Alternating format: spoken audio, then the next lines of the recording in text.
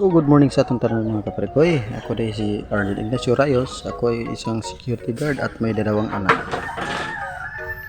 Ngayon mga parikoy ay naglilinis tayo ng ating bahay. Naglilinis po natin yan para wala pang dumi sa ating bahay kahit maliit, basta kay malinis. Ngayon po pala ay nagpre-prepare po ako para sa pag-school ng aking anak. Minawalis ko po pala lahat yung mga alikabok dyan sa loob namin.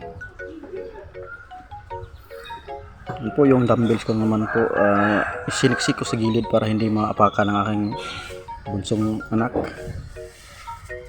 Sa maliit pa yun na sobrang makulit.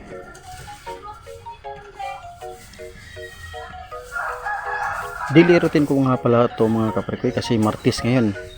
Maaga akong gigising kapag ganitong mga week. Kasi may eskwela yung anak ko, may pasok. Linis lang dyan mga kaparikoy. Maaga akong gigising kapag ganitong mga araw. Ngayon mga parikoy ay may buntag sa ating tanan mga kaparikoy. Ako rin si Arnold Ignacio Rayos sa security guard. Huwag nga ako ito sinilas ng sawa ko. Pero mga parikoy, nag-prepare ko ano yung mga parikoy, naglimpis ako sa palibot sa kong balay para pagpasok niya pasinsahin natin mga parikoy sa pagpasok ng payag parikoy, medyo hugaw pa yun, wala pa magod ni nahuman tungod lang kay kulang ta sa pinansyal. Itong mga parikoy ako ang naghipos ang prismat nga mga hiliglaan sa mga anak din prismat pa tawag anak kapag sa inyo tanghali na po dito po sila sa parikoy sa sala namin hihiga-higa yung pinalko na nga area kasi mainit sa kwarto. So medyo gubot ang akong payag mga parikoy. Unang ako agi na siyang ginalimpyuan kada adlaw. So na ako din karon kuaning gipang arrange ang akong mga gamit sa anak para prepare sa kaon. Din karon mga parikoy ako asa ning pilo ng mga nilaban ako atong last Sunday. Kay medyo gubot gid siya mga parikoy. Ato sa ni silang pamilian katong ugan kay kaning mga undri banda sa mga parikoy. So wala kay siya init nga mo kuan kay tungod kay dagat kay kahoy. So gipili-pilian lang nako na siyang mga parikoy. Ang akong sinina gyud nga gilaban medyo gud siya umugmay na lang gyud kay napud siya downing nga para dili kay siya mobaho.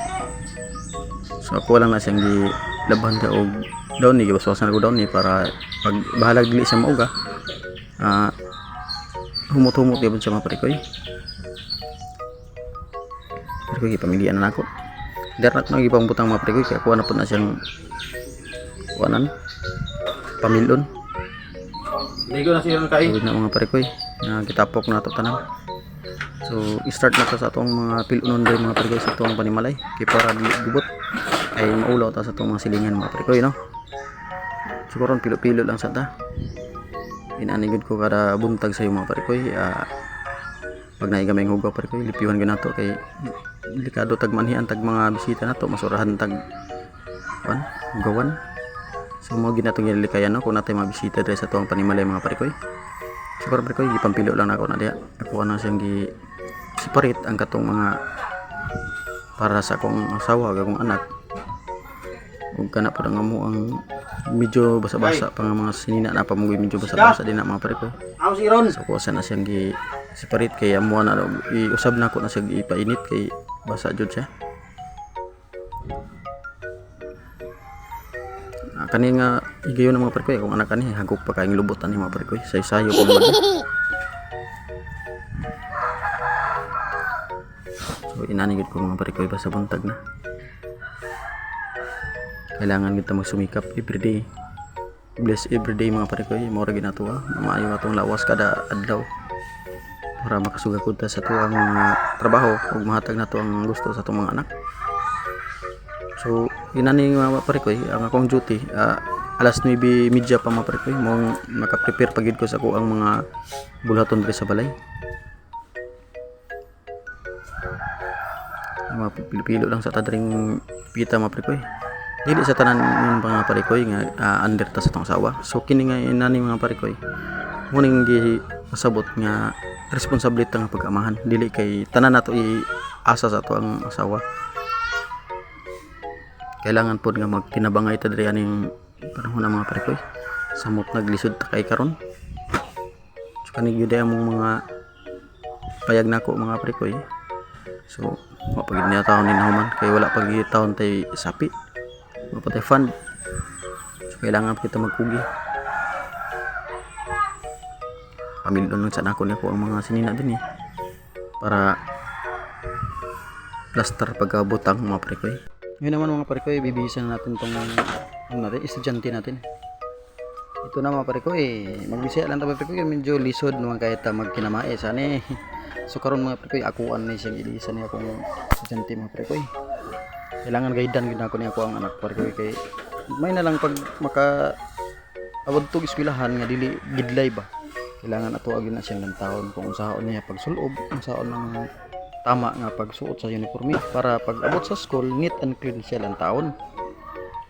Pero mga parikoy, ako na siyang giilisan bahin na niyang bakos kung unsaon og tama nga paghugot nga dili pud kayo hugot ni siya mga parikoy. Kaya akong anak mga parikoy, pinangga na gid ako na akong mga anak mga parikoy kahit nga mahirap ang trabaho ko. Kasi yung ako mong trabaho parikoy, security guard, 12 oras akong gatindog sa akong trabaho. Unang duty na ako mga parikoy, sayo kaayo buntag mga 9:30. Then ang ako apong out ani mga parikoy gabi na kayo. Munang pag uli nimo, di na gid nimo makita imong mga anak nga mga nagmata kay tulog na gid kay na sila. So ako nang buhaton na parikoy pagka human ako kaon, relax ko gamay. Nang taon na ako kung mga anak na natulog. Dayon apang taparan din sila. Pero parikoy ato gini siyang saktuhon og insert para dili kay lain ng taon. Kay luoy gid taon gatong anak mga parikoy nga mag-eskwela nga mura gid ang taon og kapo ang iyang uniforme og gukuronon siya og plancha. Ilisan nato ni sakto mga parikoy, tama nga pag-ilis parikoy. Inanayo ko buntag sayo mo gini akong routine, trabaho na ako ni permanente sa akong anak. Kung wala po eskwela, mo mata po ko parikoy mga alas 7 na kay bawi-bawion po na ako kung tulog. Kay pag abot mo sa duty, magpiyong-piyong taon ta dito, mura gid tawag manok. Pero sige lang saon man aning kamot mo kita. Tarungon ginato na parikoy kay kaniya tong anak mo parikoy mo ni mo dala nato pohon pag kitay matigulang mga parikoy. Tarungon nato sila dala o tarungon nato sila padako. So karon parikoy ato na siyang andaman o pagkaon. So pipira na nato ang pagkaon gatong anak mo parikoy. Isudaan na tataan niya sa akong asawa kanang sayo man pud og mata akong asawa so ihang gilutuan ni siya og kaning mga parikoy. Karni morte nga nay itlog. Mura gid din taon ni madali-dali na tog luto mga parikoy kay pinakasayon og pag sayo tag mata mo ginatong mga sensayon og kuan parikoy hikay. So while ga ilis pa na og medya sa mga anak din ha mga parikoy ako ada siyang gibot nga yung pagkaon kanon din na og tubig para niyang paglihok isara kaon lang niyang noon mga parikoy. So aki manon ginako ning bagayon ni akong mga kidots diri mga parikoy ha. So inanigid ko mga parikoy. So panugod ko bisaya mo ta mo nang bisaya na sa sa Tagalog or sa makasabot lang. So gamaibog pud sa ako ang lami ng sudan parikoy. Bulat parikoy na giprito. So kaniyang anak ko mga parikoy di gyud ni kaon pud bulad ambot mo sa mataan ni mo na pud nagkadato ha bitaw. Mga parikoy diri tuad siyang gihinluan ang sapatos sa anak para neat and clean gyud siya. Kay para pag-eskwela sa atong anak na makita labi na yung mistra nga makaingon gid nga wala gid ning gipasagdan ang atong mga anak. So lipiwan lang nato niya ang sapatos mga parikoy. Pang school shoes niya ni mga parikoy atong lipiwan. Kay bahiran nato diha parikoy. Na. So, karon parikoy kay nagkaon pa kong anak. Buhugan sa nako nako ang mga pandemya. Kung ano, kung ako ang pandemya. Ako ang pigeon. Akong kalapati mga parikoy. Mo din si Bagwis o si Tanggol. Kasi si Bagwis mga parikoy is gamay pa rin siya sa una. Ako patawon niya siya hungitan siya bahog. So karon dako naman, og nasa kauban, nga mo ni si Tanggol. Muna akong gipakuan karon mga parikoy. ako ang bugbugan hantod karon para maanad yung manok og ang ako ang mga langgam. Ay mga parikoy napko mga pasadri. Nang lang ni puhon mga parikoy nga natay makaon po mo dagko na ni sila. Lagaan din natin sila. Sada kay mga barug ako mga alpati mga parikoy. Mani si Tanggol ug si Bagyo sa nasa likod niya mga parikoy. Puro na sila mga lalaki. Ang manok mga parikoy. So karon mga parikoy ato anang iya to datong anak.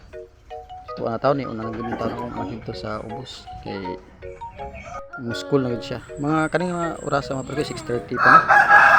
So atong ikat lang ang mga video mga parikoy kay medyo nagikay siya taas. So karon naog mi diri dapit sa may simbahan kay diri mo gid naka-parking ni ako ang mga motor. Isa ra day mga parikoy dili mga motor. Mga parikoy so karon diyan anak. So hawin lang nako siya sa akong kamera mga parikoy. Karon ato aning i-plaster niya ato ang BMW 360 ni siya mga parikoy.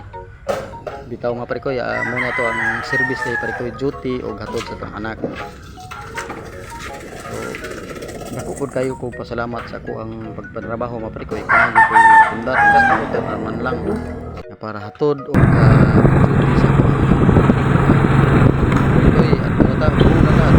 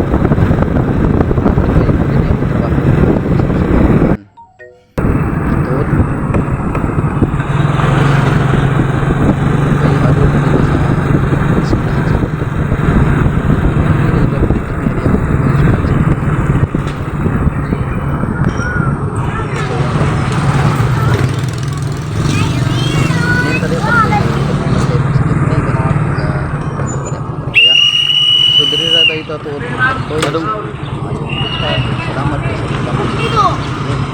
Alihog lang po. Alihog.